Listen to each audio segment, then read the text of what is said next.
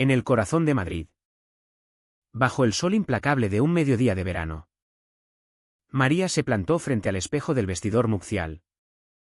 Con el vestido de dama de honor ceñido como una armadura que no podía ocultar las cicatrices invisibles de su alma. El aire olía a jazmines marchitos y a promesas rotas. Su hermana Ana, radiante en su traje de novia, ajustaba el velo con manos temblorosas, ajena al torbellino que rugía en el pecho de María. Pero en ese instante, cuando la puerta se abrió con un chirrido ominoso, y entró su padre, Javier, tambaleante y con esa mujer colgada de su brazo como una sombra venenosa, María sintió el primer estallido de la furia contenida. No era solo rabia, era el eco de años de silencio. De traiciones que se habían enquistado en su corazón como espinas de un rosal seco. Todo había comenzado 8 meses antes. En una llamada que debería haber sido de alegría pura. Ana, la pequeña, la que siempre había sido el sol de la familia, gritaba al teléfono: María, me caso. Carlos me lo ha pedido. María. Desde su pequeño apartamento en el barrio de Malasaña, donde trabajaba como profesora de literatura en un instituto público, sintió un calor en el pecho. Ana y Carlos eran como un cuento de hadas moderno, él, un ingeniero civil estable. Ella, una diseñadora gráfica con sueños de un futuro luminoso. Pero entonces, la conversación viró hacia el abismo. ¿Has hablado con papá?, preguntó María, con voz que intentaba ser ligera, como si no supiera que mencionar a Javier era invocar un fantasma. Ana vaciló: no. Aún no. No sé cómo decírselo.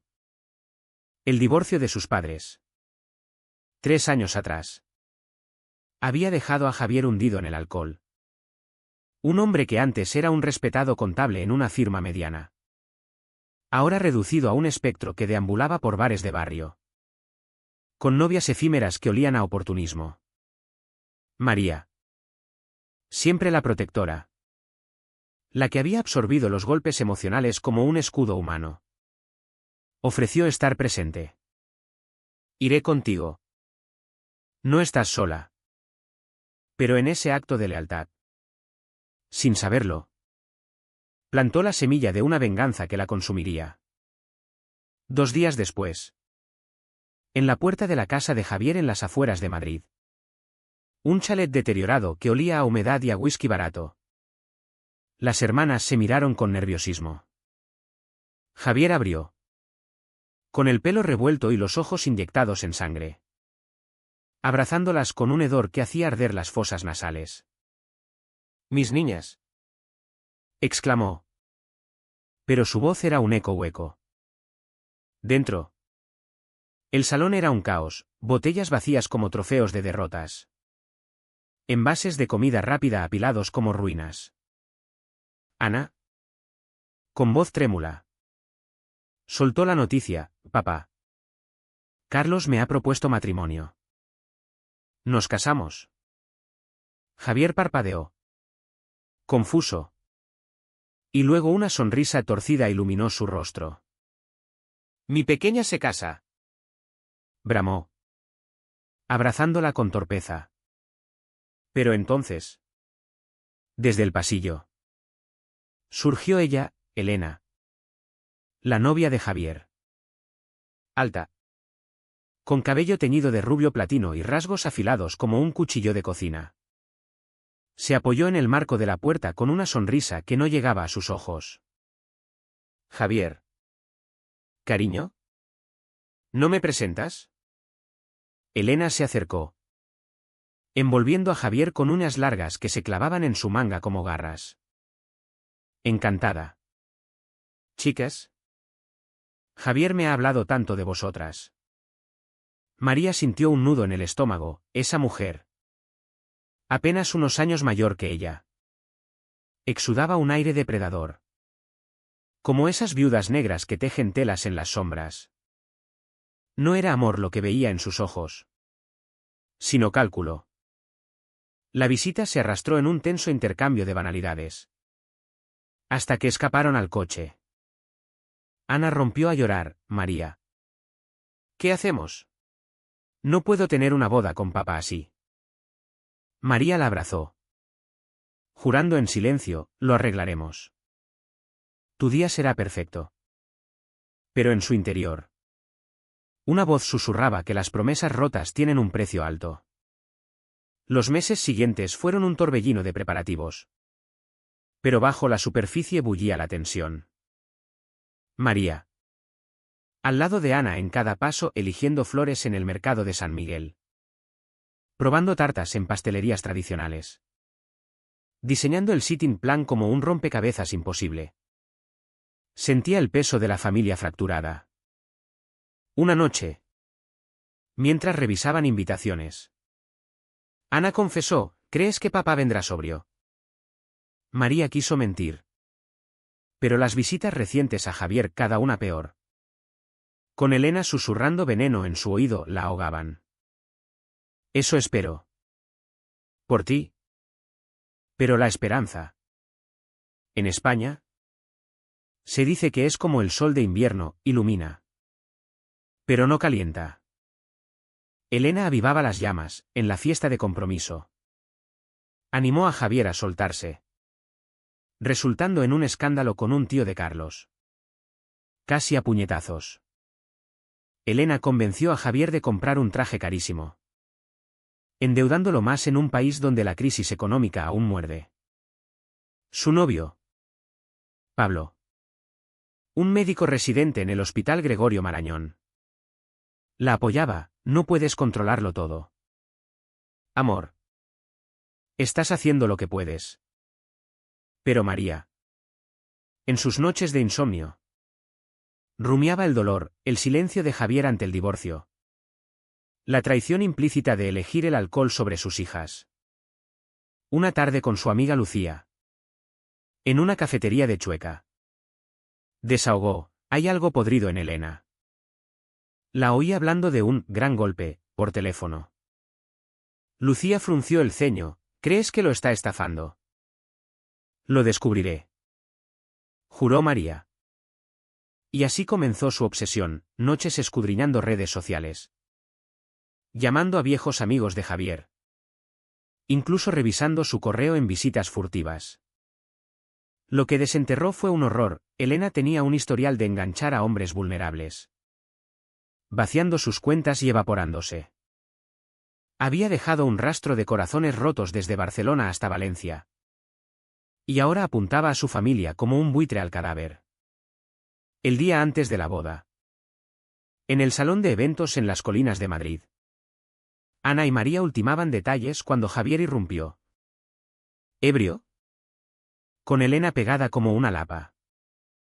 Mi niña. Balbuceó. Elena. Con dulzura falsa, dejad que el padre vea el lugar. María hervía por dentro. Pero por Ana.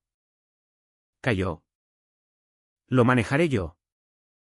Le susurró a su hermana. Cuya mirada era un pozo de lágrimas contenidas.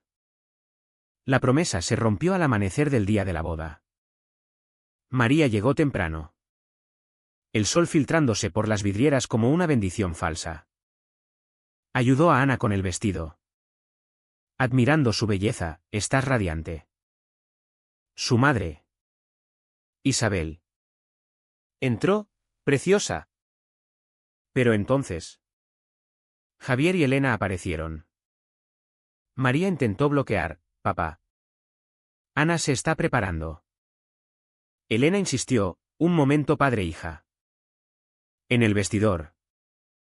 El caos estalló, Javier tropezó con el velo de Ana. Rasgándolo en un sonido que partió el aire como un lamento. Flores volaron. Ana ahogó un sollozo. Y Elena rió. Cruel, eso pasa por fingir familias felices. Algo en María se quebró. Como una presa bajo la tormenta. El silencio acumulado, años de ver a Javier autodestruirse. De absorber el dolor de Ana, se transformó en furia. Fuera.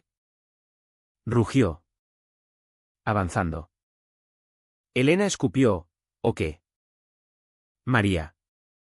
Con voz helada, esto acaba aquí. Te vas y no vuelves. Elena. Despojada de máscaras, no sabes con quién te metes. En un flash. Elena agarró unas tijeras de la mesa de maquillaje. El cuarto explotó, Isabel gritó. Javier balbuceó. María se interpuso entre Elena y Ana, sintiendo el corte en su brazo como un fuego vivo. Forcejearon, derribando todo, hasta que Pablo y guardias irrumpieron. Elena fue reducida. Las tijeras cayeron con un eco metálico. María temblaba, sangre tiñendo su vestido. Pero en sus ojos ardía la victoria amarga de la venganza. Las horas siguientes fueron un vendaval, declaraciones policiales. Puntos en el brazo de María. La boda pospuesta. Ana insistió, no sin ti. En la sala de emergencias. Pablo paseaba, debería haber estado allí. María. Exhausta, estás aquí ahora. Javier desapareció en el caos. De vuelta en casa. Con Lucía trayendo comida.